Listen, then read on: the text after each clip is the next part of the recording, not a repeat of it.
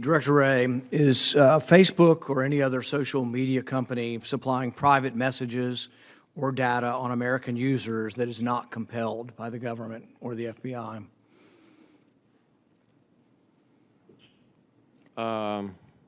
Not compelled. In other words, not in response to legal process? No warrant, no subpoena, they're just supplying you information on their users? I don't believe so, but I can't sit here and be sure of that as I sit here.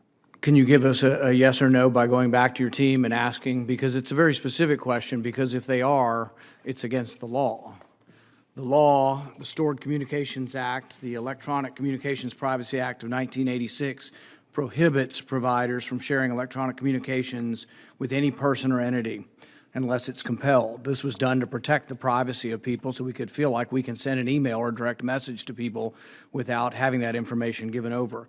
It's a very specific question. Will you get with your team of lawyers and give us a specific answer?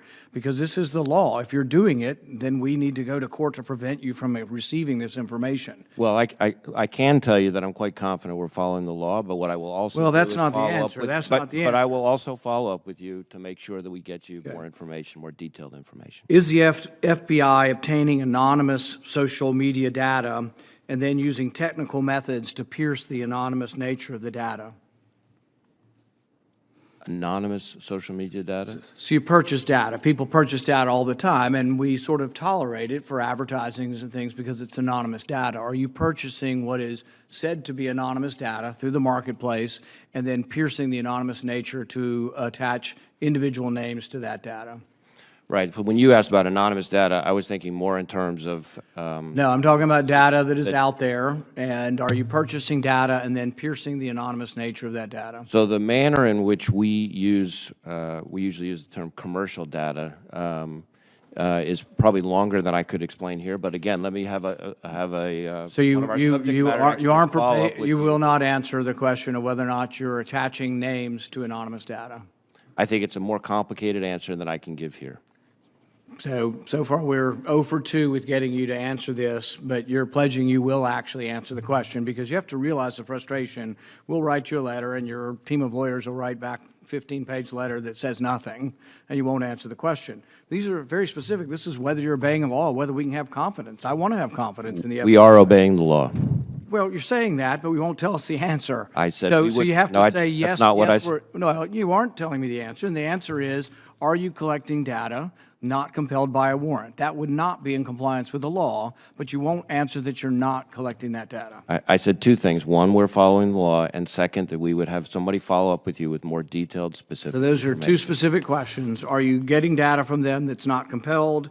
And then are you piercing the anonymous nature of that technically?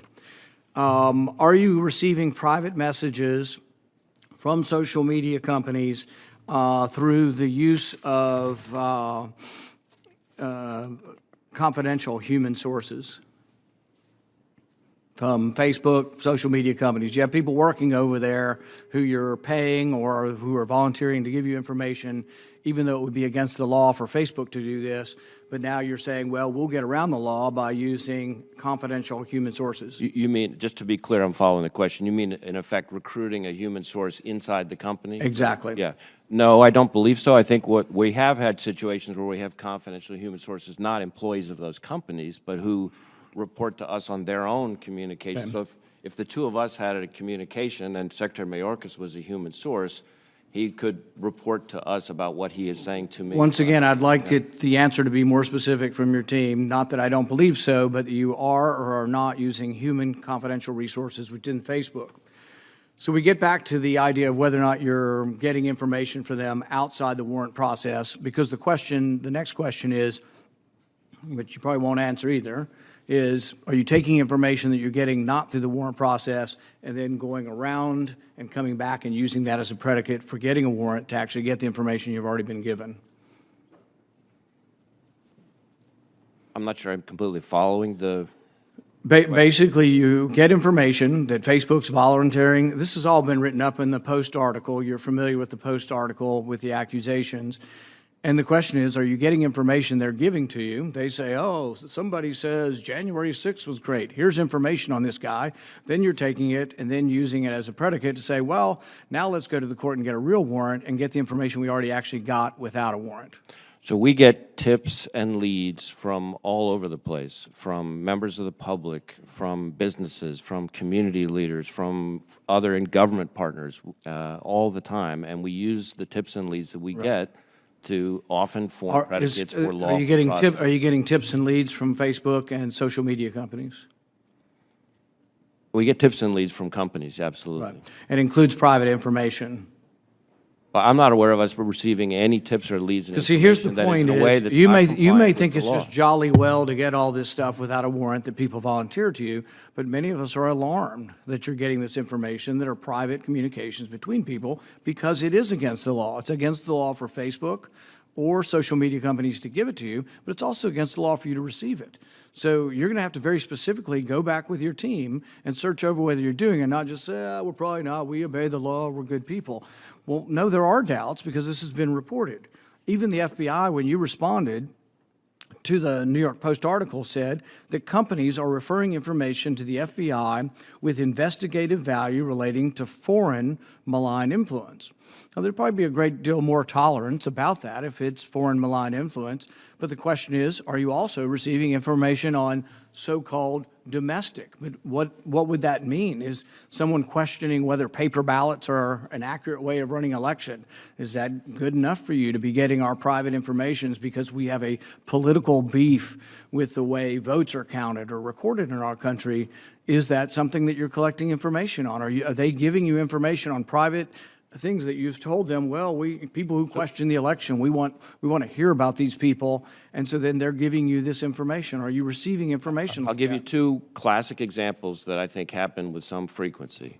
One, if we supply information to, say, Facebook or any number of other technology companies about foreign accounts, Russian intelligence service, for example, accounts, when they then look in their system for those accounts, they often find other accounts related to those, and they provide tips and leads back to us about those. That's one example. A second would be a situation where a technology company encounters a threat of violence on their platform, on their services, and they provide tips and leads to us, and we follow up on those threats of violence. And there's not a lot of disagreement about that. The question is when we start to talk about political speech.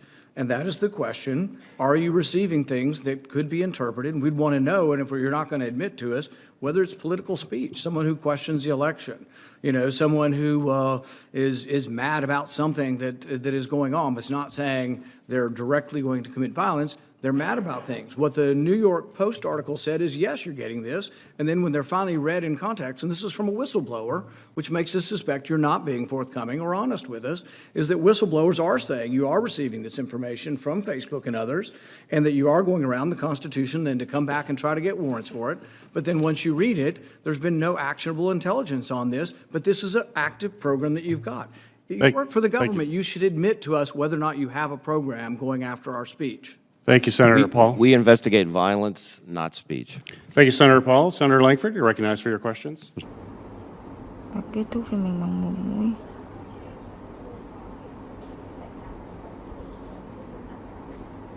Kết thúc bằng một mũi. Ok. Xong. Kéo rồi. Mình sẽ cắt nha. Để nó dài dài chút. Ok. Mình sẽ thắt cái này. Thắt lại. Thắt lại.